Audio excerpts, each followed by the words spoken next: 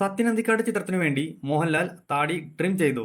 താടി പൂർണ്ണമായി ഒഴിവാക്കി പുതിയ ലുക്കിലായിരിക്കും മോഹൻലാൽ സത്യനന്ദിക്കാട് ചിത്രത്തിൽ അഭിനയിക്കുമെന്നത് നേരത്തെ റിപ്പോർട്ടുകളുണ്ടായിരുന്നു. എന്നാൽ താടി പൂർണ്ണമായി ഷേവ് ചെയ്യാൻ ലാൽ തയ്യാറായില്ലെന്നാണ് റിപ്പോർട്ടുകൾ.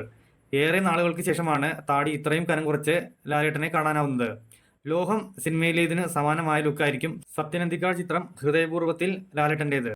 ഇതേ ലുക്കിൽ തന്നെയായിരിക്കും മഹേഷ് നാരായണൻ സംവിധാനം ചെയ്യുന്ന മൾട്ടി സ്റ്റാർ പടത്തിലും കാണാനാവുക. കൂടാതെ ബേസിൽ ജോസഫും സത്യനന്ദിക്കാട് ചിത്രത്തിൽ സുപ്രധാന കഥാപാത്രത്തെ അവതരിപ്പിക്കുമെന്ന് റിപ്പോർട്ടുകളുണ്ട്. മാളവിക മോഹനാണ് നായിക. ചിത്രീകരണം ഫെബ്രുവരി 10 ആരംഭിക്കും.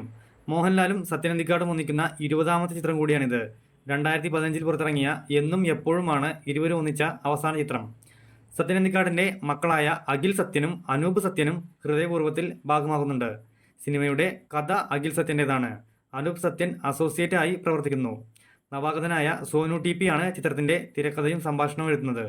പൂർണ്ണമായി കുടുംബ പശ്ചാത്തലത്തിലാണ് സിനിമ ഒരുക്കുന്നത്. ചിന്താവിഷ്ടയായ ശ്യാമളയിലൂടെ മലയാളികൾക്ക് ഏറെ സുപരിചിതയായ നടി സംഗീതയും ചിത്രത്തിൽ പ്രധാന